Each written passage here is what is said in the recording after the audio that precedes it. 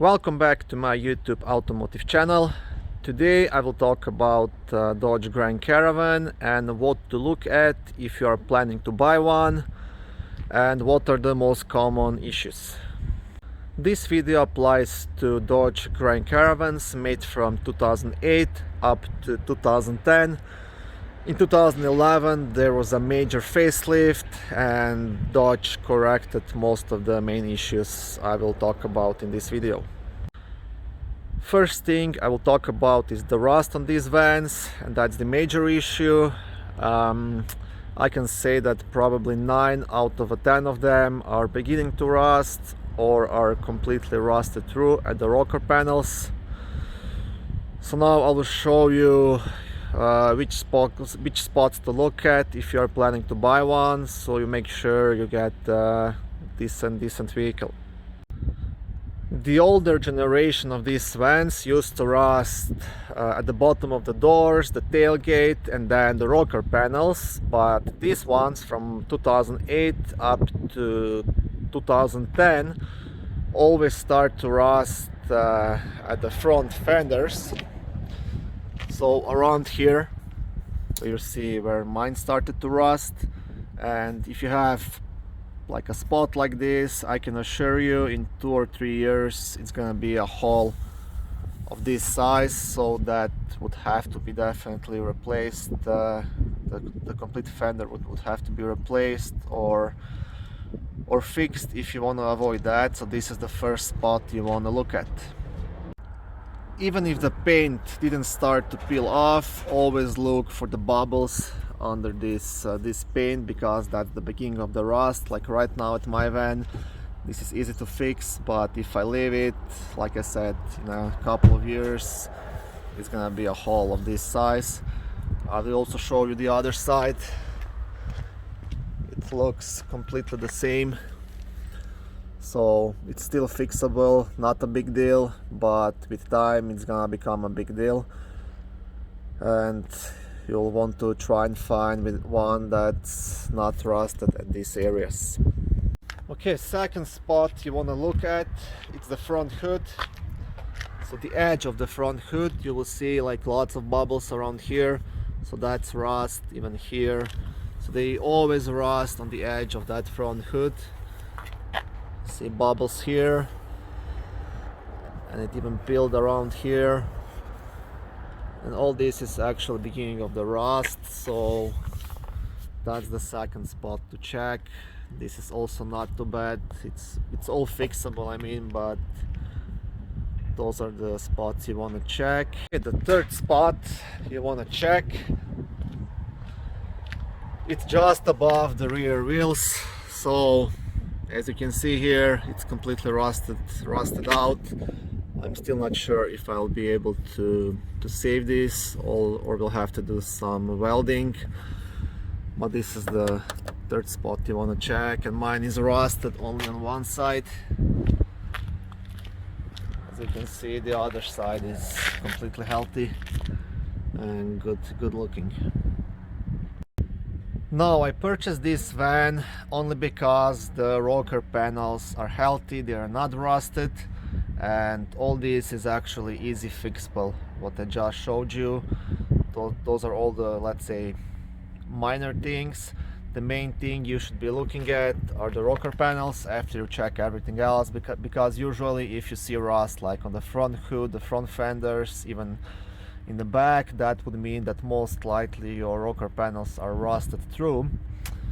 So I will show you now at which spots they usually rust out. So you want to check, like you want to squeeze your hand in here above this plastic and try to feel if you can notice any rust or any holes or anything like that. Then you have a big problem, because that's a safety issue, that's not cosmetical anymore. The structural integrity of the vehicle is not here anymore, and then you definitely want to avoid buying this van.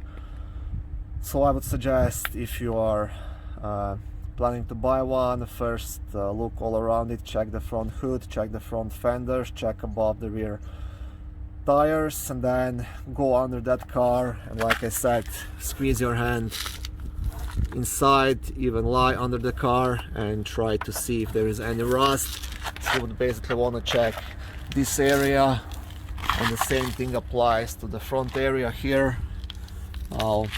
You will do the same thing, check both sides for any rust, and you should be good. If there is no rust on the rocker panels, I mean, everything else is pretty much cosmetical. It can be fixed with some welding, or even not welding, just some fiberglass and Bondo, and you should have a nice van.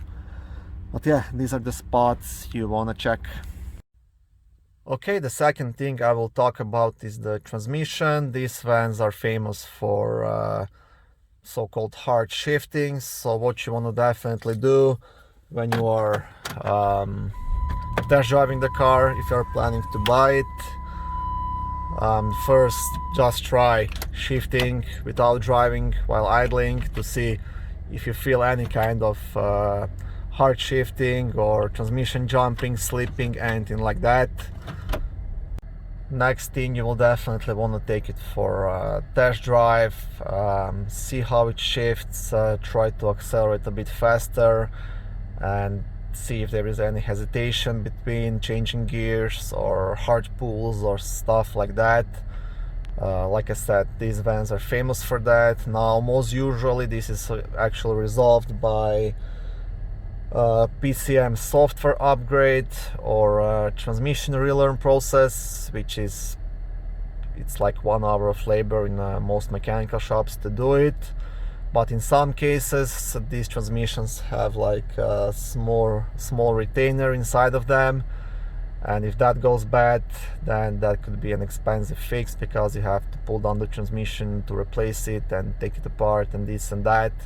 So that's something you definitely want to avoid. So like I said, test drive it, see how it feels, drive it slowly, drive it fast, take your time and make sure it shifts nice and smooth.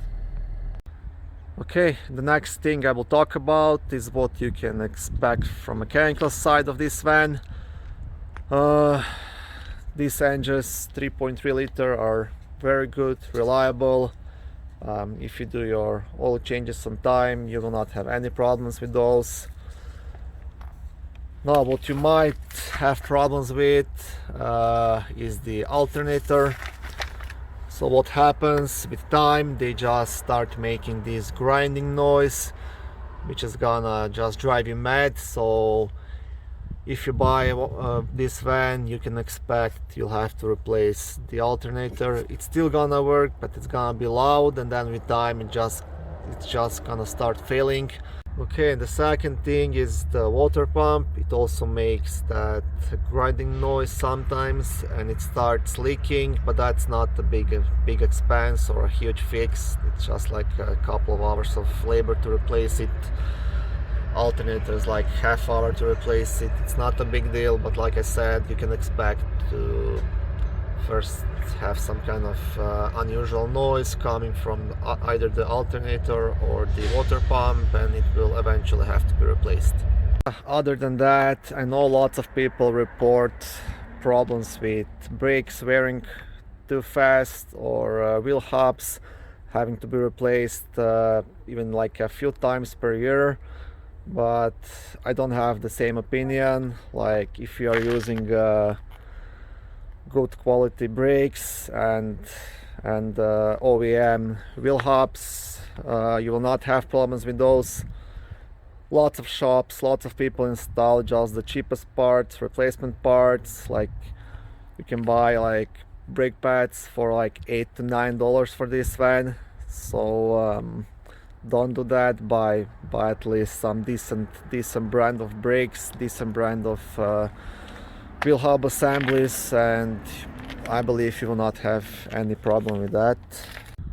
Yeah, I know I spoke only about bad things on these vans in this video, but if you focus on finding one that's not rusted out and that shifts nice, you'll be good. Like, everything else is like minor things, minor mechanical repairs, this and that.